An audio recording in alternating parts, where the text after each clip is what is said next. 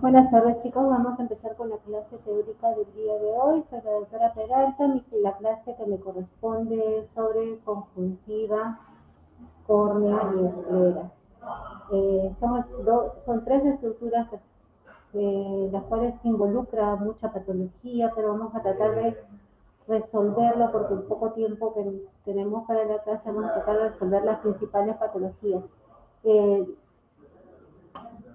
Las que se pueden presentar más frecuentemente o las que ustedes puedan manejar, ¿no? En su consulta diaria, cuando todos van a ser oftalmólogos, entonces ustedes pueden resolver y manejar en la consulta diaria. ¿Okay? Vamos a ver.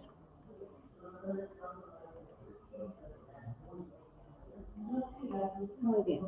¿Se pueden ver las diapositivas? Sí, doctora. Muy bien. Entonces, vamos a empezar hablando de la conjuntiva. Un breve recordaris de la conjuntiva es una membrana mucosa transparente que recubre toda la superficie interna de los párpados y recubre la parte escleral, ¿no? Que es la parte vulvar. Entonces, esta capa conjuntival es muy importante porque tiene una función protectora sobre el ojo, ¿no? Está conformada principalmente por un epitelio estratificado no queratinizado y en su superficie también tiene gran presencia de melanocitos, por eso, y células caliciformes. Por eso verán que algunas conjuntivas tienen diferente pigmentación, ¿no? Hay conjuntivas en personas que son mucho más claras, en otras personas se ven las conjuntivas más oscuras o de una tonalidad media marroncita, amarillenta, ¿no? Es por la cantidad de melanocitos que, al igual que en la piel, también están presentes en la conjuntiva. Entonces, ¿de dónde se deriva la conjuntiva? Del epitelio del ectodermo superficial, ¿no? Ese es el origen. Al igual que la córnea y las glándulas lagrimales, la conjuntiva se deriva del ectodermo superficial. Entonces, habíamos visto que la conjuntiva tiene determinadas funciones, ¿no? Una función protectora, porque al estar en la parte superficial del ojo, nos defiende de los agentes externos, no de polvo, tierra que se puedan acumular en la zona de los ojos. Tiene una función también inmunológica porque hay gran cantidad de células de inmunoglobulinas que producen, que se adhieren junto con la córnea, produciéndome la defensa del globo ocular. Lubricación, su efecto lubricante se da a través de las células caliciformes, que las células caliciformes producen una sustancia que forma con un componente de la película lagrimal, al igual que las glándulas accesorias de Krause-Wolfring, que son las que se encuentran también en la parte conjuntiva. ¿No? Y si hablamos de la conjuntiva vulvar, pues la conjuntiva vulvar es la que le da la movilidad al globo ocular. La conjuntiva, para su mejor estudio, la dividimos en dos partes, ¿no? Que es la conjuntiva vulvar, que es la parte, digamos, blanquecina del ojo, y la conjuntiva tarsal, que es la que se encuentra recubriendo la cara posterior de los párpados. Dentro de las principales patologías conjuntivales, están corriendo las diapositivas, ¿no? No sé si están corriendo. Sí, doctora. Muy bien. Dentro de las principales patologías hablares nos toca hablar de la conjuntivitis, las hemorragias conjuntivales y el pterígio opival. Las conjuntivitis las dividimos en conjuntivitis virales, bacterianas y alérgicas, que son las tres principales agentes que se van a presentar. Empezamos hablando con las conjuntivitis virales. Las conjuntivitis virales se caracterizan por la hiperemia conjuntival, se caracterizan por producirse un gran lagrimeo, a diferencia de otro tipo de conjuntivitis. En este tipo de conjuntivitis no hay secreciones, o si hay secreciones, hay presencia de secreciones mucosas, ¿no? Estas conjuntivitis están relacionadas a agentes adenovirales que se pueden presentar en procesos respiratorios, ¿no? Entonces, pacientes que cursen con algún proceso respiratorio viral, un resfrío común, algún tipo de patología viral, pueden presentar este tipo de problema, ¿no? Puede presentar el ojo rojo y lagrimeo, y eso nos está indicando que estamos frente a una conjuntivitis viral. Si vertimos el párpado, podemos presenciar la cantidad de papilas que se pueden localizar en el párpado. ¿Okay? En algunos casos, esas conjuntivitis virales pues, son un poco más aparatosas y pueden cursar también con hemorragias, ¿no? Entonces, ese es las conjuntivitis virales. ¿Cuál es el tratamiento de las conjuntivitis virales? Pues al ser un proceso viral, no tiene un tratamiento definitivo. Lo que hacemos es cubrir la sintomatología, ¿no? En el caso del lagrimeo, del proceso inflamatorio, pues colocar lágrimas naturales, compresas frías, al igual que cubrir el efecto respiratorio, ¿no? Con antihistamínicos y vasoconstrictores. En caso encontremos algún tipo de secreción, porque las conjuntivitis virales también pueden ser bacterianas, o sea, ¿no? Pueden migrar a una conjuntivitis bacteriana, sobre todo en los niños, ¿no? En los niños, ¿por qué? Porque la inflamación, la misma molestia que produce la hiperemia puede provocar que niños que tengan que frotarse los ojos constantemente, y eso me puede contaminar y producirme ya una conjuntivitis tipo bacteriana con presencia de secreciones. En esos casos sí podríamos indicar antibióticos y corticoides tópicos, ¿no? Los antibióticos, tenemos en la parte oftalmológica tenemos antibióticos asociados a corticoides y tenemos antibióticos puros. Los antibióticos que más usamos son la tobramicina asociada a la dexametasona, el ciprofloxacino asociado a dexametasona, al igual que hay tobramicina, el ciprofloxacino, cloranfenicol, que se presentan solos sin asociación, ¿no? Cualquiera de esos antibióticos podríamos usar para complementar y evitar pues, que esta conjuntivitis viral se pueda contaminar. Pero principalmente el tratamiento va dirigido a eliminar las molestias inflamatorias que se están presentando con lubricantes y compresas frías, ¿no? En caso de las bacterianas, en las bacterianas no caracteriza tanto el hiperemia y el lagrimeo, sino que en este caso se caracterizan más por las secreciones abundantes que se producen, ¿no? Secreciones amarillentas verdosas, con en algunos casos que puede cursar con dolor, ¿no? Aparte de la hiperemia conjuntival marcada, ¿no? Y el lagrimeo que también puede presentar, la sensación de cuerpo extraño. Este tipo de conjuntivitis bacterianas está relacionado, producido principalmente por el Staphylococcus aureus y el Staphylococcus epidermidis, ¿no? En estos casos sí sería mandatorio el uso de antibióticos, ¿no? Pueden cursar también, si estas conjuntivitis se complican, pueden cursar, aparte del edema palpebral, pueden producir una celulitis, ¿no? Y una celulitis para nosotros tendría que ser una emergencia, ¿no? Un tratamiento de emergencia, sobre todo si estamos observándola en niños pequeños, ¿no? La celulitis, la celulitis se divide en dos tipos, ¿no? La celulitis preseptal o la celulitis preorbitaria o celulitis postseptal o celulitis orbitaria. Las dos son de riesgo, ¿no? Porque la preorbitaria se puede hacer orbitaria, ¿no? En estos casos, si son niños pequeños, el tratamiento tiene que ser endovenoso, con antibióticos endovenosos. El tratamiento debe ir dirigido a un control sistémico, ¿no? Y si es una orbitaria, pues con mucha más razón.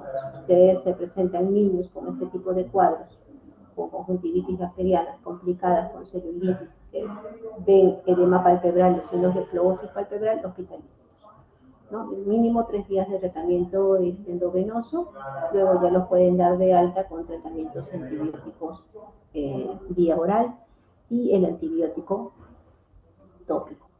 ¿Cuál es el principal riesgo de una celulitis postseptal? Cuando se produce una conjuntivitis postseptal, el principal riesgo es la trombosis del seno cavernoso, ¿no? Y eso le está indicando ya un compromiso vascular y mayor, ¿no? Ya que a través del seno cavernoso pasan diferentes estructuras y diferentes pares craneales. ¿Cómo podrían ustedes diferenciar una celulitis orbitaria de una preorbitaria? Las orbitarias generalmente cursan con mayor dolor, ¿no? Dolor a los movimientos oculares, en algunos casos diplopia y una proptosis del globo ocular. Entonces, conjuntivitis asociadas a celulitis es hospitalización. ¿Qué vemos en una conjuntivitis? Pues habíamos hablado de la hiperemia conjuntival, las secreciones mucopurulentas, el paciente refiere que se limpia y amanece igual con secreciones, ¿no? Con secreciones en abundancia. ¿Cuál sería nuestro tratamiento? Principalmente nuestro tratamiento debe ir dirigido a la higiene. La higiene palpebral es muy importante, ¿no?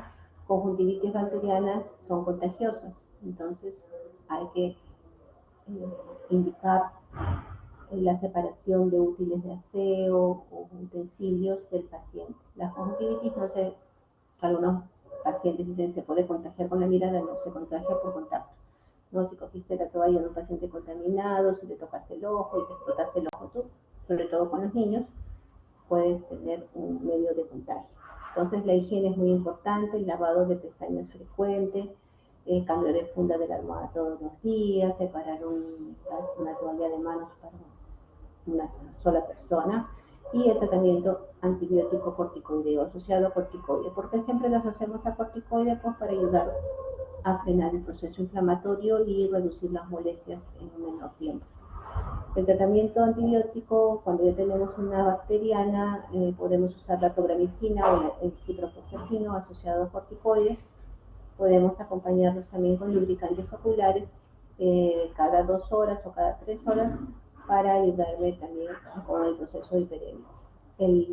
La dosis de antibióticos que usamos en gotas es cada 4 horas y una sola gota es suficiente, no necesitamos 2 o 3 gotas, solamente una sola gota cada 4 horas, por lo menos una semana, 10 días de tratamiento, el paciente va a revertir los síntomas. De las bacterianas pasamos a las alérgicas. Las alérgicas, a diferencia de las otras dos, las alérgicas se caracterizan mucho por el prurito que presenta el paciente, ¿no? El prurito es muy intenso, sobre todo en la comisura interna del ojo, indica que el prurito es muy intenso. Y estas conjuntivitis alérgicas van asociadas a un proceso alérgico sistémico, ¿no? Pacientes que tienen cuadros de rinitis, de asma, en niños con sinusitis, con adenoides, pueden cursar con este problema alérgico, ¿no? ¿Y cómo se presenta? Se presenta, como les dije, con el prurito intenso, que es lo más característico. Pueden cursar también con una hiperemia conjuntival, ¿no? Edema palpebral, inflamación de los bordes palpebrales. Encontramos también presencia de gran cantidad de papilas, ¿no? Papilas gigantes en los bordes palpebrales. Y en algunos casos podemos encontrar este signo, ¿no? De abultamiento conjuntival de la conjuntiva vulvar. Este signo se llama quemosis conjuntival. Y la quemosis conjuntival se produce por el frote intenso del ojito. Hay un frote tan intenso que se crea una solución de continuidad y la lágrima migra detrás de la conjuntiva, ¿no? Y produce este signo de quemosis, ¿no? Y muchas veces pues vienen como una emergencia porque por la presentación aparatosa que se produce sobre todo en los niños asusta mucho a los padres. Entonces estas quemosis netamente se producen por el prurito, ¿no? Por el frote intenso del ojo. Estas quemosis van a remitir solas, no necesitan un tratamiento adicional, ¿no? El tratamiento está ligado netamente a controlar la sintomatología respiratoria alérgica y a controlar el prurito a nivel ocular. Antihistamínicos tópicos que usamos, la olopatalina es el principal antihistamínico, ¿no? La olopatalina a razón de una gota cada 12 horas, esto nos va a producir un mayor confort y una reducción del prurito. Otro antihistamínico tópico que usamos también es el ketotifeno, ¿no? El ketotifeno de igual aplicación cada 12 horas o el neopromilo sódico. El neopromilo sódico lo usamos principalmente en niños pequeños, que va muy bien con los niños pequeños. ¿Okay? Cuando tenemos mucha hiperemia, mucha inflamación, podemos asociarlos también con corticoides tópicos como la fluorouracilona o la prednisolona. Podemos indicar una gota cada 4 horas o cada 6 horas, dependiendo del proceso inflamatorio que esté presentando el paciente, ¿no? Y lubricantes naturales nunca está de más adquirirlos. Pero principalmente los antihistamínicos tópicos, como la loperidina y el ketotifeno, ¿no?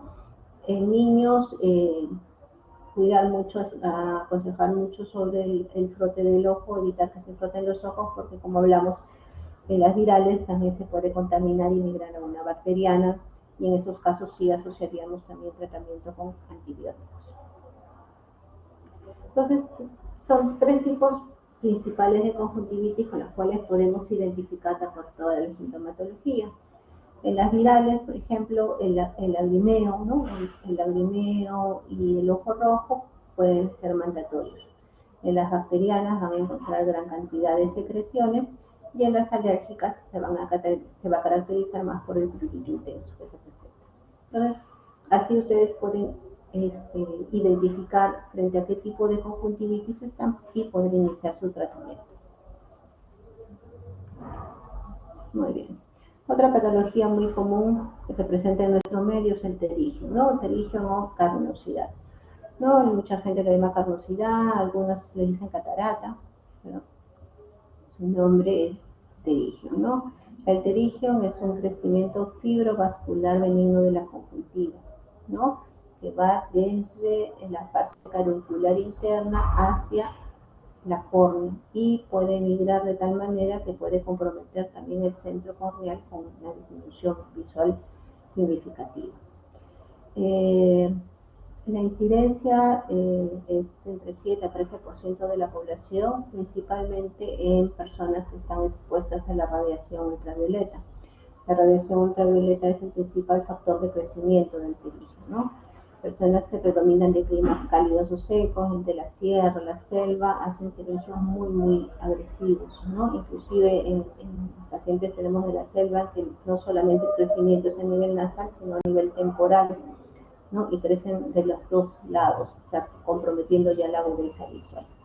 Frecuentemente se presentan entre los 20 y 50 años, pero hemos tenido niños con crecimiento de terigio por la exposición a la radiación. Son niños que viven en el campo sin ningún tipo de protección, pueden hacer terigios de forma muy temprana, ¿no? Y la herencia también es otro factor predisponente, ¿no? Hay diferentes grados de terigio, ¿no? En este caso es un terigio grado 1, ¿no? Que pues, está comprometiendo solamente la parte limbar, el clero corneal, ¿no? En un mínimo grado, y este terigio de acá arriba tenemos un grado más aproximadamente 3 o 4 que ya compromete el eje visual. El terigio también, ¿qué signos y síntomas nos puede dar? El terigio produce también prurito, ¿no? Puede producir prurito, pero principalmente lo que más molesta al paciente es el ojo rojo, ¿no? El ojo rojo permanente que principalmente se puede acrecentar cuando está expuesto a la radiación ultravioleta, al sol, al polvo, a la tierra, ¿no? Ahora con el uso de las computadoras, celulares, pues el ojo rojo es mucho más intenso, ¿no? Eso es la principal sintomatología y lo que más molesta al paciente. Puede causar también prurito o sensación de cuerpo extraño, lagrimeo, ¿no? Y dependiendo, como les decía, del grado del terigio, puede provocarme también un compromiso de la agudeza visual. El terigio tiene partes, ¿no? Tiene una cabeza, que es la principal, que va adherida a la córnea, el cuello, que es la parte que va adherida también al limbo, y el cuerpo, que es de donde nace el terigio, ¿no? Cuando el terigio tiene mucho tiempo sobre la córnea, me puede provocar un depósito de hierro a nivel del epitelio corneal, eso se llama línea de Stock, ¿no? Y eso me está indicando que el terigio tiene una evolución de varios años. ¿Cuál es el tratamiento del terigio? El tratamiento netamente está guiado a cubrir las molestias principales como el ojo rojo y el lagrimeo, ¿no? En sus estadios iniciales, ¿no? Con lubricantes, inclusive podemos usar vasoconstrictores, ¿no? Pero el tratamiento definitivo y final sería la cirugía, ¿no? La cirugía de terigio. ¿En qué consiste la cirugía? En retirar esta zona, despegar esta zona del terigio y el tenon, de la conjuntiva y el tenon del epitelio corneal, retirar toda la zona vascular que se está presentando, tanto el tenon como la conjuntiva, y sobre la esclera, una vez que la esclera está limpia, no hay tejido conjuntival ni tenue, se coloca una membrana que se retira de la conjuntiva temporal, de la conjuntiva superior del globo ocular, y esa conjuntiva se coloca sobre la esclera, ¿no? ¿Cómo fijamos esa conjuntiva? Lo podemos fijar con puntos, usamos nylon 10 ceros para fijar la esclera, la conjuntiva de la esclera, o también actualmente contamos con un pegamento especial que se llama Ticel.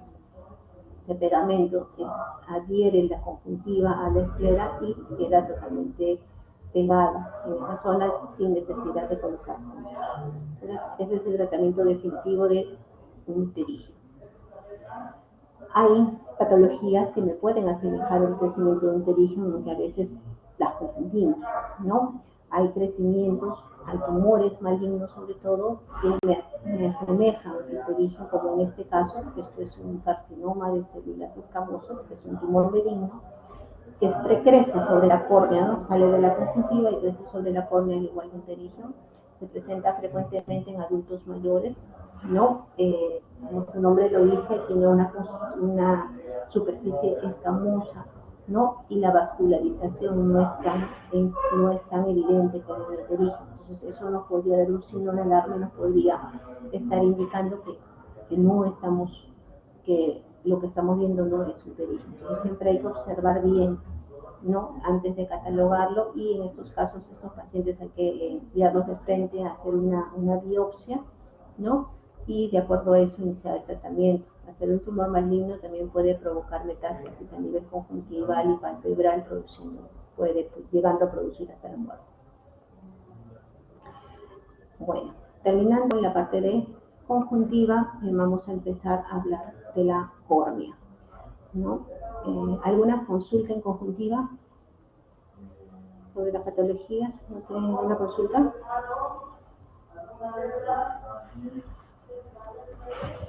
Nada, podemos continuar entonces.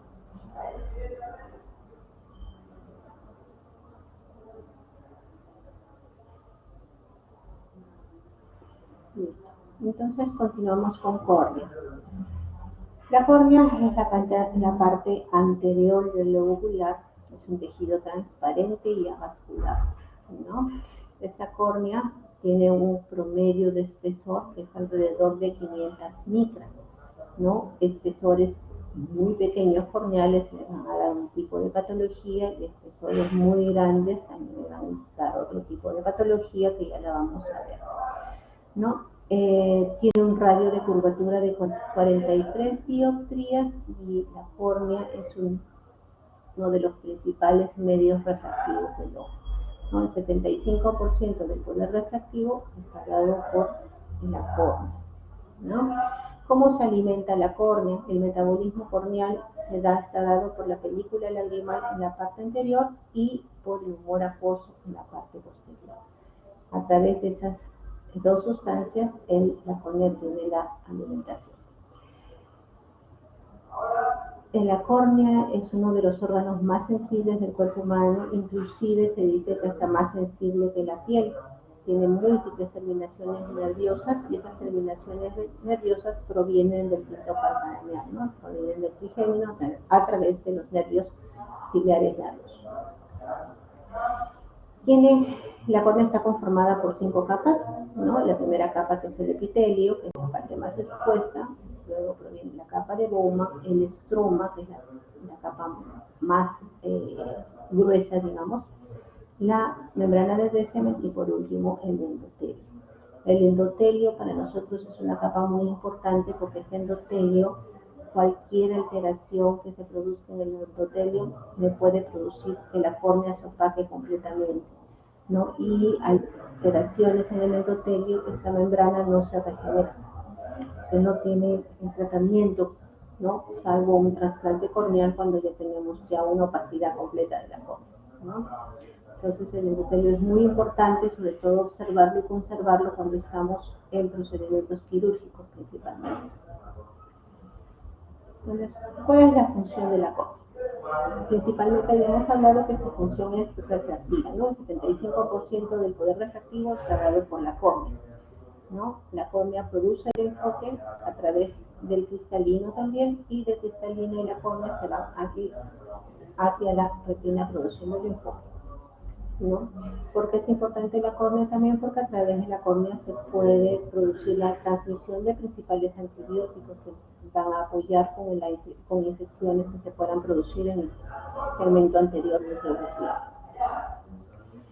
Para evaluar la córnea, principalmente tenemos algunos exámenes, principalmente el biomicroscopio, ¿no? El biomicroscopio o lámpara de hendidura es el equipo que usamos en los consultorios, ¿no? Este biomicroscopio, a través de estos binoculares, unos espejos y una magnificación, nosotros podemos evaluar cómo está la córnea. Podemos evaluar su transparencia a través de un corte transversal. Evaluamos la transparencia, podemos evaluar un poco el espesor corneal, podemos evaluar la amplitud de la cámara anterior, que es muy importante para saber si esta córnea no está en contacto con el iris, ¿no? Que le pueda producir alguna opacidad, sobre todo cuando estamos hablando de glaucomas y ángulos estrechos, ¿no? ¿Qué más me permite evaluar el biomicroscopio? Me permite evaluar a través de una luz de cobalto con la admisión de fluoresceína si es que estamos frente a algún desgarro o alguna alteración del epitelio corneal, en la cual la fluoresceína va a tener. Cuando tenemos alteraciones del epitelio de la córnea, la fluoresceína va a producir una tinción característica, ¿no? Sea por queratitis, sea por laceraciones o úlceras o heridas corneales. Vale. Cuando hay un compromiso epitelial, se va a producir una tinción por fluoresceína. Si es que el epitelio está indemne, la fluoresceína no va a tener la forma. Otro examen importante es el microscopio especular. El microscopio especular se va a encargar de medir la cantidad de células endoteliales, se va a encargar de ver la forma de las células endoteliales para descartar procesos degenerativos del endotelio, ¿no? Por ejemplo, en este caso, si nosotros vemos las células endoteliales en una forma hexagonal, están muy unidas entre ellas, ¿no? En base a un contagio en un determinado sector, me va a indicar el contagio endotelial de células, que lo vemos acá, por ejemplo, en esta diapositiva, ¿no? Nosotros nacemos con un determinado número de células endoteliales, las cuales conforme se va avanzando en edad, van disminuyendo. Y esto es muy importante, sobre todo cuando queremos programar pacientes para una cirugía de catarata, que son generalmente adultos mayores. Nosotros tenemos que ver que las células endoteliales estén dentro de un contagio endotelial bueno. Si vemos que tenemos el contagio endotelial menos de 1000, podemos estar pensando que ese endotelio podría entrar en opacidad y podría provocarme una descompensación corneal traumática por cirugía, ¿no? Cuando tenemos enfermedades endoteliales, sean hereditarias o sean adquiridas por traumas, ¿no? o herencia, se provocan alteraciones, se provocan pérdidas de células endoteliales, ¿no? Y esa pérdida de células endoteliales son las que van a disminuir la transparencia corneal. Para evaluar la curvatura de la córnea, para descartar enfermedades que afecten la curvatura corneal, usamos el topógrafo corneal o Pentacam. El topógrafo corneal me va a medir la curvatura anterior del ojo y el Pentacam me va a medir la curvatura tanto anterior como posterior de la córnea. Curvaturas muy grandes, como en este caso que estamos viendo tipo corbata, este corbatín que se produce, que es la imagen característica de un astigmatismo. Curvaturas muy grandes por encima de 47 me puede estar indicando la presencia de queratocono, que es una enfermedad corneal que ya la vamos a ver más adelante, ¿no? Aparte, tenemos enfermedades también corneales que pueden ser congénitas, ¿no? Que pueden ser infecciosas. Vamos a comenzar hablando de las congénitas. Felizmente no se presentan con tanta frecuencia, pero sí es necesaria conocerlas para poder reconocerlas cuando evaluamos, por ejemplo, a un niño, ¿no? Microcórnea, como su nombre lo dice, son niños que nacen con una córnea muy pequeñita, ¿no? Con un diámetro menor de 10 milímetros. El globo ocular es en forma normal, pero la córnea es muy pequeñita. Estos casos se pueden presentar en forma unilateral o bilateral y pueden estar asociados a enfermedades sistémicas como la trisomía del 18, trisomía 21, ¿no? Enfermedades como el síndrome de Ehlers-Danlos pueden estar asociadas con microcórnea, ¿no? Puede asociarse también con enfermedades oculares, ¿no?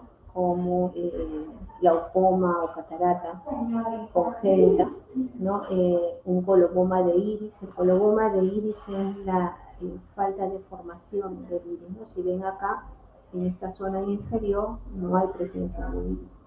Puede asociarse también a una malformación de la posición del cristalino, ¿no? Una subluxación del cristalino puede estar asociado también con microcórnea.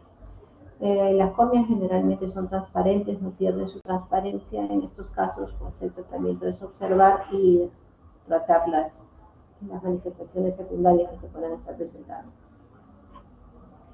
La contraparte sería la megalocornea. En este caso también el tamaño del globo ocular es normal, ¿no? Pero el diámetro corneal es muy grande, mayor de 13 milímetros. También la córnea es transparente, no pierde su transparencia, pero al tener un diámetro corneal muy grande, en estos casos, puede asociarse con miopías muy altas, puede asociarse con astigmatismos altos y también está relacionado a enfermedades sistémicas como el síndrome de Marfan o el síndrome de Down en estos casos. No se asocia a glaucoma. ¿Por qué hablamos de glaucoma? Porque los glaucomas congénitos, los niños con glaucoma congénito, tienen una protrusión del globo ocular con una aparente megalocornea, pero no es megalocornea, sino que el globo ocular está distendido por el mismo glaucoma congénito. Entonces hay que descartar eso, ¿no? ¿Cómo podemos descartarlo también? Porque la megalocornea generalmente se presenta en forma bilateral, en cambio el glaucoma congénito siempre se presenta en forma unilateral en la mayoría de los casos. Otra anomalía congénita que presenta es el clíptoftalmos. El clíptoftalmos es el déficit de la apertura palpebral, ¿no? Si ven, como ven en la foto, no tiene párpados sostenidos, no tiene pestañas, no hay apertura palpebral, inclusive no hay presencia de cejas, ¿no? En estos casos también se puede presentar en forma unilateral o bilateral. El compromiso corneal está dado dependiendo de qué tan adherida esté la conjuntiva tarsal a la córnea, ¿no? Tratar de hacer el tratamiento quirúrgico y evidenciar, hacer la separación de los párpados. En algunos casos podemos evidenciar que la córnea sí está intacta y las estructuras oculares también están intactas, ¿no? Pero con un buen pronóstico visual, ¿no? Estos niñitos que nacen con clíptoftalmos también tienen algún compromiso como labio leporino, sin la tibia, ¿no? Felizmente, como les digo, son anormalidades congénitas que no se presentan frecuentemente. Otra anormalidad congénita es la esclerocornea. A diferencia de las otras patologías, en este caso la córnea sí pierde totalmente su transparencia, ¿no? Como su nombre lo dice, es totalmente opaca, ¿no? La esclera es blanquecina, la córnea también es blanquecina, ¿no? No hay presencia de vascularidad, pero sí se nota pues, una córnea totalmente blanca, ¿no? Generalmente en estos casos la curvatura corneal también es muy plana, ¿no? Y está asociado a un aumento del diámetro de las fibras de colágeno.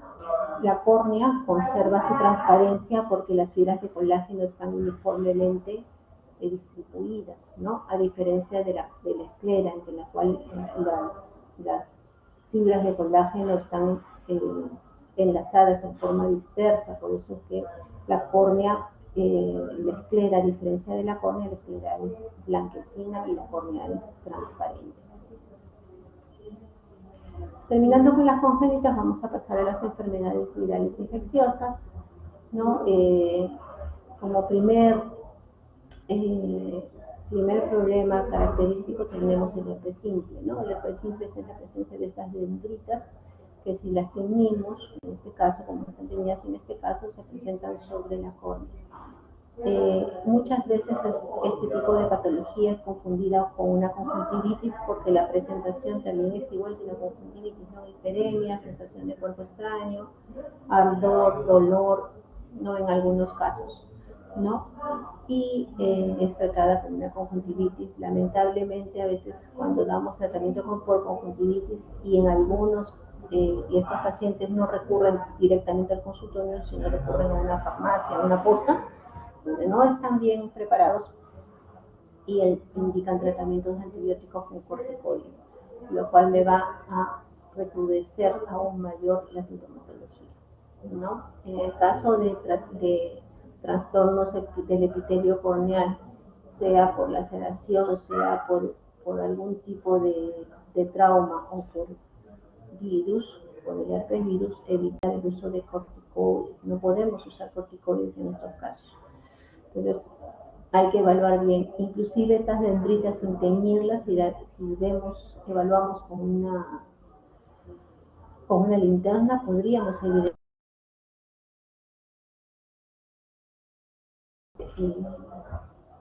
hacer un tratamiento conjunto con la parte sistémica, ¿no? Pues estos pacientes también pueden presentar linfadenopatía, pueden presentar malestar general, ¿no? ¿Cómo hacemos el tratamiento de un herpes virus? El tratamiento, pues, el aciclovir, el antiviral es mandatorio, pero ¿cómo también podemos reconocer que estamos frente a un proceso viral herpético por la disminución de la sensibilidad corneal? ¿Un informe de Ligurio lo tendrá? Todavía no, dile que me esperen un ratito. Todavía no. Ya.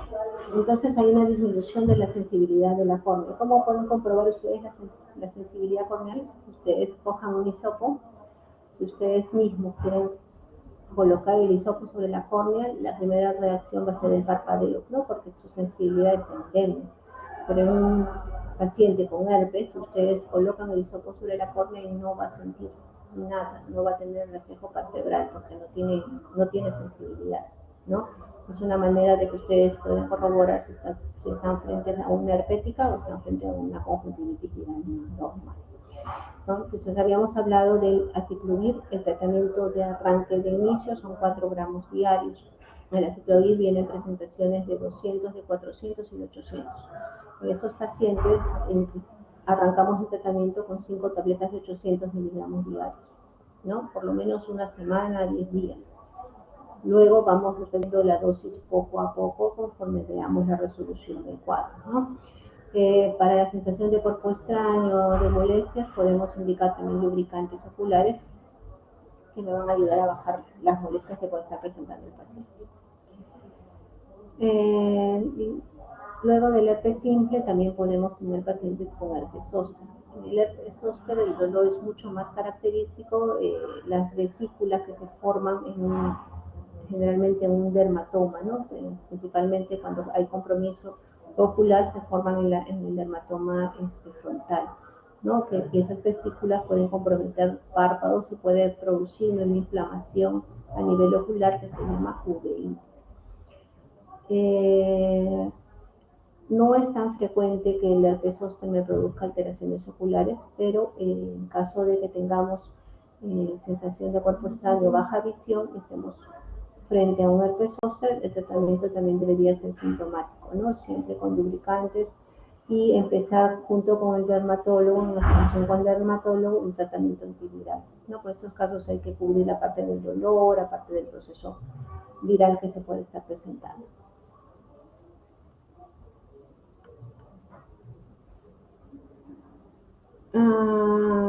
Otros procesos virales también que tenemos frecuentemente es la conjuntivitis por el adenovirus, ¿no?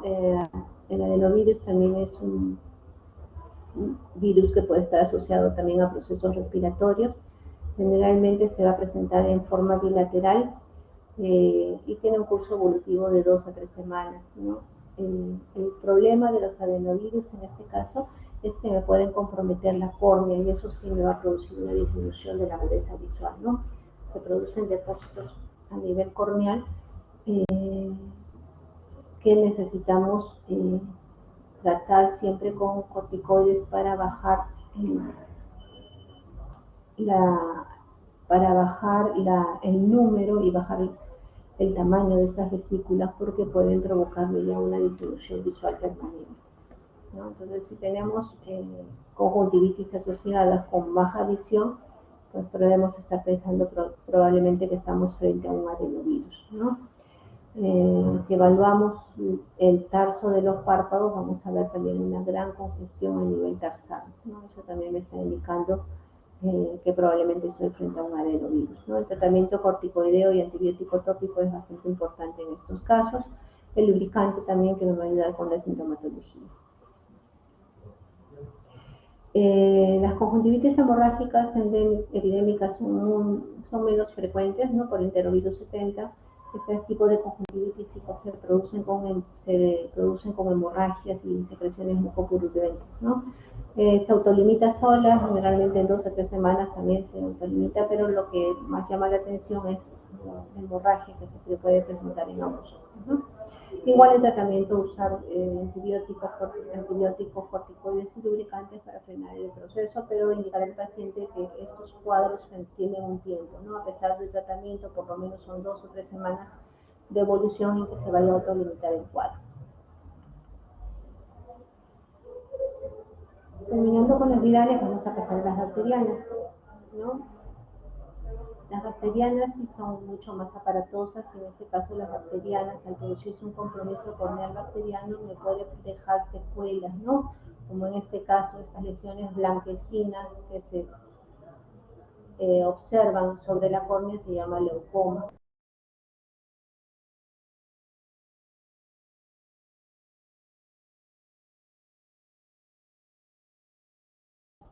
¿No?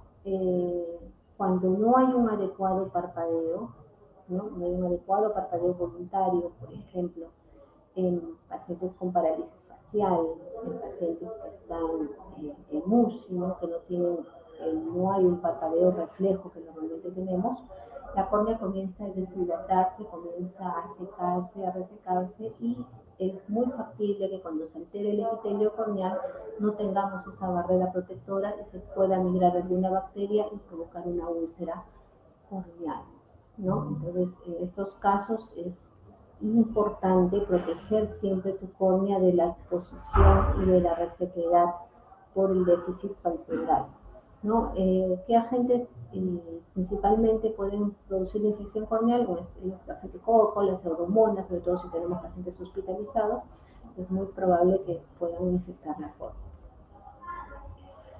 Las infecciones corneales, como les había dicho, la córnea es un órgano muy, muy sensible, entonces una de las principales características de las infecciones bacterianas es el dolor, ¿no? El dolor, la fotofobia, el lacrimeo. Hay una disminución visual si hay un compromiso ya central del epitelio. Podemos tener la presencia de hipopio. Este nivel blanquecino que se forma en la cámara anterior se llama hipopio. Y este nivel me está indicando o bien un proceso infeccioso bacteriano o me está indicando un proceso inflamatorio severo. ¿Cuál es la principal complicación cuando tenemos infecciones y tenemos presencia de hipopio? Este paciente puede hacer una endoftalmitis, ¿no? La endoftalmitis es la infección más severa del globo ocular que compromete la parte posterior también, pudiendo llevar a una ceguera. ¿Okay? Entonces es importante tener en cuenta los signos que se me van a presentar para poder realizar mi tratamiento. ¿Cuál sería el tratamiento? ¿Cómo hacer el diagnóstico? ¿Cómo saber que estamos frente a una bacteriana? Pues lo ideal es hacer un cultivo, ¿no? Lo ideal es hacer un cultivo, identificar tu agente y iniciar tu tratamiento. Pero muchas veces no tenemos tiempo, ¿no? No tenemos tiempo y tenemos que iniciar el tratamiento si es que queremos recuperar esa córnea, podemos recuperar la visión de ese paciente, ¿no? En estos casos también usamos tratamientos antibióticos, ¿no? Actualmente manejamos las fluoroquinolonas de cuarta generación como el ciprofloxacino, ¿no? anistilación horaria, tenemos que indicarlo. Cada hora, mientras mejor llevemos el tratamiento antibiótico, mientras podamos cubrir todos los gramos, todas las hormonas, mejor va a ser la evolución del paciente, ¿no? Trabajamos con el moxifloxacino como antibiótico y también trabajamos con antibióticos fortificados como la asociación de gentamicina y nafazolina, ¿no? La misma gentamicina y la nafazolina la diluimos con enemas naturales a una concentración adecuada que pueda ser absorbida por la córnea y pueda ayudarme con el proceso infeccioso. Podemos indicar también atropina el 1%. La atropina lo que me va a producir es una midriasis y una parálisis de la acumulación del músculo ciliar, y eso me va a ayudar también a disminuir el dolor. Además de las bacterianas tenemos las úlceras micóticas, ¿no? Las úlceras micóticas frecuentemente se producen por trauma de un material vegetal. Por eso es importante también la anamnesis cuando les llegue el paciente a la emergencia con este tipo de úlceras, si no sabe si está frente a una bacteriana o una micótica, investiguen, ¿no? Haga una buena anamnesis. Estos pacientes que se presentan con úlceras micóticas generalmente refieren que son carpinteros, que trabajan en el campo, que trabajan con hierbas, jardineros, ¿no? Trabajadores de campo. Estos pacientes generalmente tienden a hacer este tipo de úlceras, ¿no? De úlceras micóticas, ¿no? El agente frecuente es el fusarium, que es un hongo filamentoso. El problema de estas úlceras micóticas es que su evolución es muy, muy rápida. Nosotros no tratamos al paciente, no identificamos inmediatamente en la gente, pues se puede producir una perforación corneal con una endoftalmitis subsecuente. El paciente se forma muy, muy rápido, ¿no? Igual que como les indiqué con las bacterianas, no usen corticoides en este tipo de pacientes, ¿no? Usen antibióticos a dosis muy, muy frecuentes, que puede ser cada media hora, cada hora, ¿no? Y en el caso de las úlceras micóticas, que también la identificación debería ser a través del laboratorio, como les digo, a veces no tenemos tiempo de realizar o esperar, ¿no? Esperar la respuesta del laboratorio para identificar el agente. En estos casos, actuar siempre con antimicóticos, ¿no? Orales y tópicos. Pueden actuar con ketoconazol o fluconazol, ¿no? Vía oral. Y en caso de antimicóticos tópicos, contamos con la natamicina, ¿no? La natamicina al 5%, también de aplicación horaria, ¿no? Lo más continuo posible. El problema de la natamicina, pues, es que es un antimicótico muy caro, demasiado caro, y la mayoría de pacientes que vienen con trastornos o con alteraciones micóticas, pues, no tienen los recursos adecuados. Tenemos que tratar de ayudarlos como se puede, ¿no? Un frasco de natamicina no te baja de 300 soles, ¿no? Y si vamos a aplicarlo cada hora, ese frasco te va a durar 2 a 3 días nada más. Entonces, adicionar el tratamiento vía oral nos ayuda mucho. Si bien es cierto, no va a tener el efecto que deseáramos, pero nos va a ayudar mucho. Inclusive en algunos lados, en algunos centros donde están muy alejados, hacen una dilución del fluconazol con lubricantes para poder ayudarnos si es que no tenemos la natamicina a la mano, ¿no? Pero siempre es importante que recuerden que la anamnesis que ustedes puedan realizar y el no uso de corticoides para una buena evolución del cuadro hasta que ustedes lo puedan derivar. No, entonces, todas las úlceras bacterianas,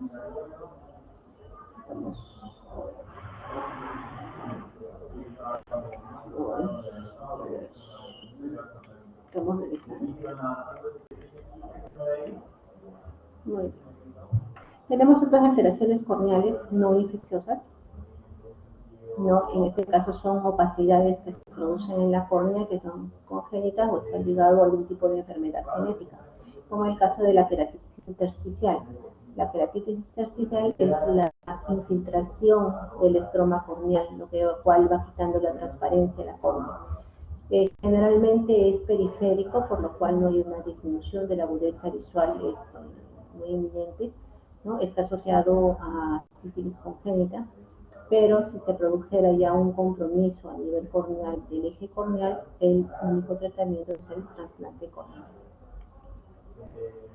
Otra opacidad muy común que se presenta es el alosemín, ¿no? El arcosemín. Habrán visto, o gerontoxon, habrán visto en pacientes adultos, sus abuelos, sus tíos, que presenta como un halo grisáceo blanquecino alrededor de los ojos, que inclusive le da apariencia de un ojo plomizo, ¿no? Eso es un gerontoxon, ¿no? Son los depósitos de líquidos en el estroma, ¿no? Y son periféricos, siempre son periféricos, no comprometen la agudeza visual en estos casos, ¿no?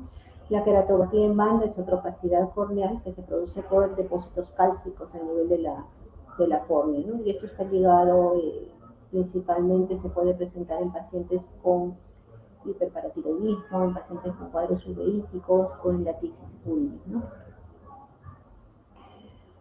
Tenemos también distrofias hereditarias congénitas o degeneraciones congénitas que están ligadas principalmente a la alteración de cada capa corneal, pero es algo muy extenso poder hablar de este tipo de degeneraciones.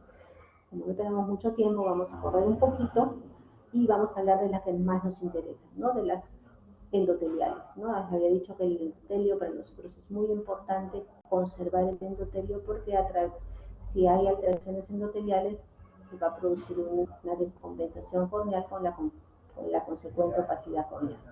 Entonces tenemos dos patologías principales. La córnea gutata, ¿no? La córnea gutata es donde se encuentra una alteración de las células endoteliales, se dan cuenta acá, ¿no? Y con una córnea normal, el endotelio normal, las células bien apiñadas, ¿no? Pero conforme va avanzando la gutata, como su nombre lo dice, por gotas, se van formando zonas donde no hay células endoteliales, ¿no?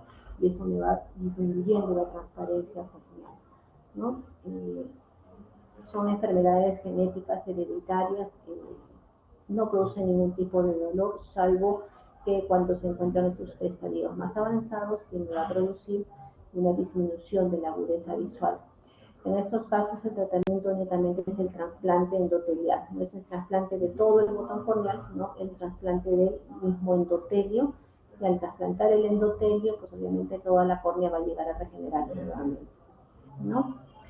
La distrofia reflux ya es el estadio más tardío de la córnea gutata, ¿no? Es hereditaria, como les dije, y como se dan cuenta en esta imagen, que es un guisante, que es una tomografía de la córnea, en la parte superior, en el modo A, me está indicando cuál es el espesor normal de una córnea, en una distrofia de Fuchs, cómo se ve la córnea, ¿no? Totalmente engrosada, ¿no? Y ese engrosamiento me va a crear estas lesiones, ¿no? Blanquecinas que me van a provocar una pérdida visual.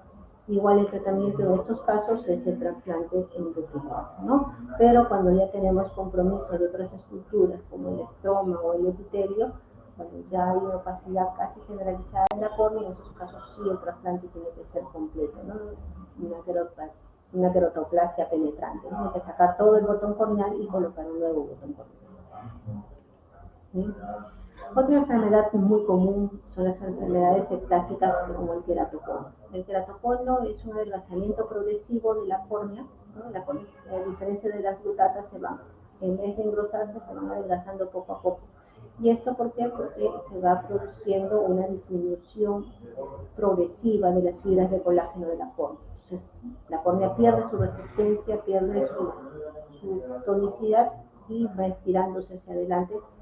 Bueno, va estirándose hacia adelante formando como una tetrina, ¿no? Un cono, ¿no? Eso es una enfermedad también congénita hereditaria, ¿no? En el país la tenemos muy distribuida, muy localizada en pacientes que provienen de climas de altura. La mayor incidencia de queratocono en el Perú se da en Arequipa, en Puno, Cajamarca, Huancayo, son zonas de mucha incidencia de queratocono, ¿no? Y estos pacientes vienen generalmente con una disminución progresiva de la agudeza visual, ¿no? Que a pesar de los lentes ya no llegan a corregir, ¿no? Porque al cambiar la córnea su curvatura, obviamente no hay una adecuada refracción. Acuérdense que la córnea nos da el 75% del poder refractivo. Entonces, ¿qué pasa con cómo observamos estos pacientes? hay un reflejo, hay unos signos que se pueden encontrar, por ejemplo, cuando el paciente mira para abajo, ¿no? Se ve que el párpado también hace como una especie de muesca, ¿no? Es un signo también con el cual podemos indicar keratoconos avanzados.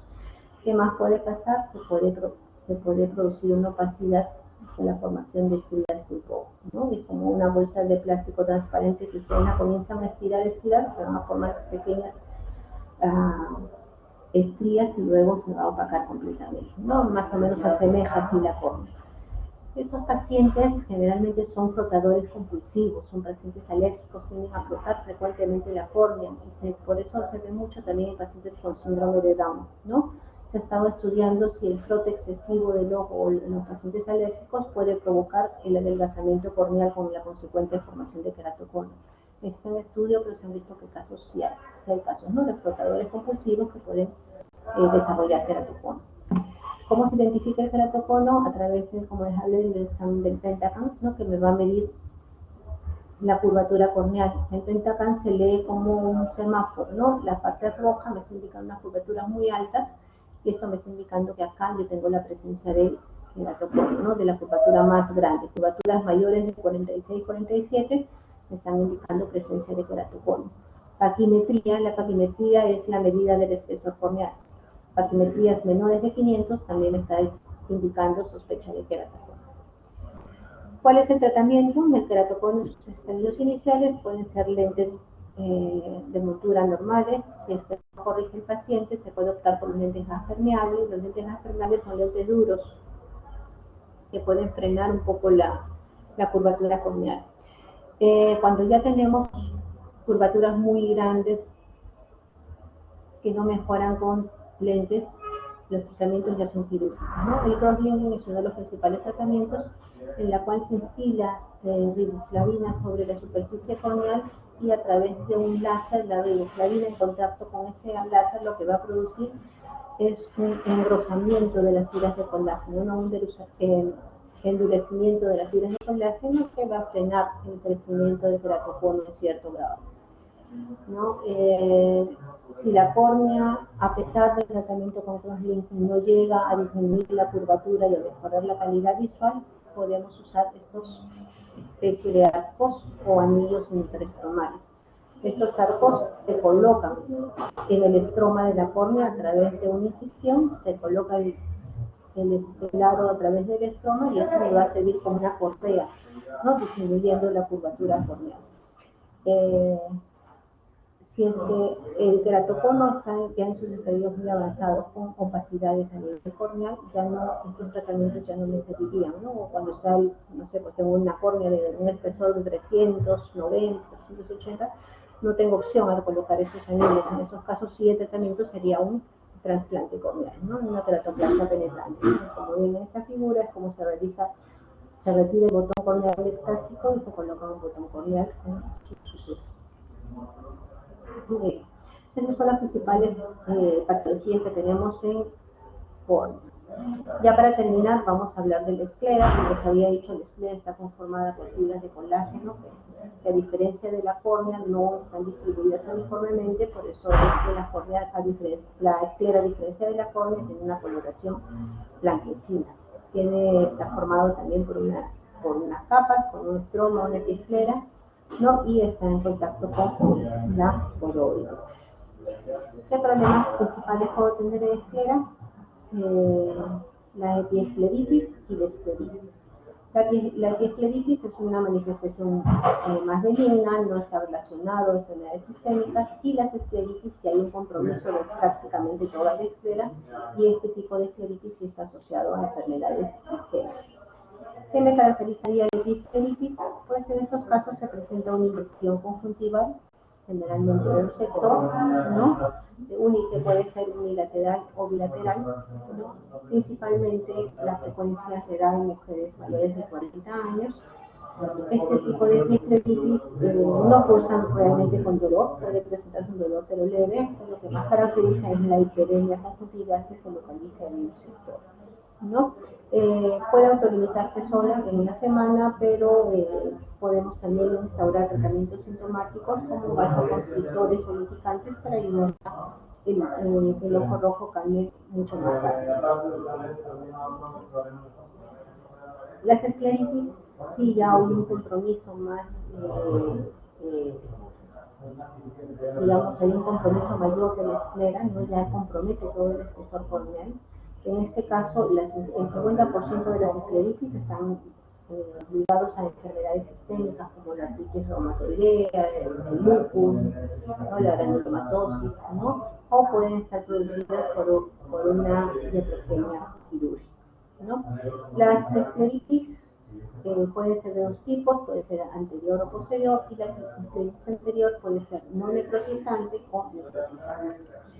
Las necrotizantes cursan con dolor, lagrimeo, fotofobia, pero no hay un adelgazamiento o no hay un compromiso del espesor escleral, ¿no? El tratamiento en estos casos también es calmar el dolor a través de anestesia oral. Usamos forma tópica prednisolona en gotas cada 4 horas y asociamos podemos asociar también prednisona bioral entre 40 y 80 miligramos diarios. Si el compromiso inflamatorio y el dolor es muy intenso, también podemos recurrir a la aplicación de triamcinolona subconjuntival siempre y cuando esta escleritis sea no necrotizante. Si estamos frente a una escleritis necrotizante, ya hay un compromiso del espesor de la esclera, ¿no? Como ven en estas figuras, la esclera prácticamente está tan adelgazada que me deja ver la presencia de la úrea, ¿no? Estos casos de escleritis necrotizantes generalmente están asociados a enfermedades vasculares sistémicas, ¿no? La vasculitis, por ejemplo, me puede provocar este tipo de alteraciones esclerales. El tratamiento tiene que ser en conjunto, acá tenemos que trabajar en conjunto con el reumatólogo. ¿Por qué? Porque en estos casos sí es necesario brindar una terapia combinada con bolos endovenosos, ¿no? De metilprednisolona, acetioprina, ¿no? Inmunosupresores, ¿no? Es importante trabajar de la mano adicionalmente de la terapia que podamos nosotros implementar. Y cuando tenemos una inminente perforación, en estos casos tenemos que colocar parches esclerales. Así como tenemos trasplantes corneales, podemos colocar o hacer un trasplante escleral, ¿no? Colocar parches esclerales para evitar que este ojo se pueda perforar. En cuanto a las escleritis posteriores, también hay mayor prevalencia en las mujeres, generalmente son idiopáticas, ¿no? Y también se caracterizan por un dolor intenso y en este caso sí con una disminución de la agudeza visual porque se produce un compromiso a nivel macular o un compromiso a nivel retinal, inclusive con un desprendimiento de la retina. ¿Okay? También está asociada a enfermedades sistémicas como la artritis, el LES, ¿no? La espondilitis. Entonces, en estos casos, cuando tenemos compromiso posterior y con disminución de la agudeza visual, sí el tratamiento tendría que ser quirúrgico. ¿Okay? Listo. Esto es todo lo que les tenía que dar en base a córnea, esclera y conjuntiva. ¿Alguna consulta para que entren a su siguiente clase?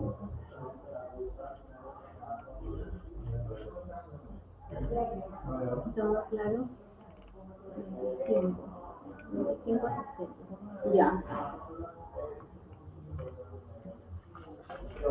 ¿Alguna consulta?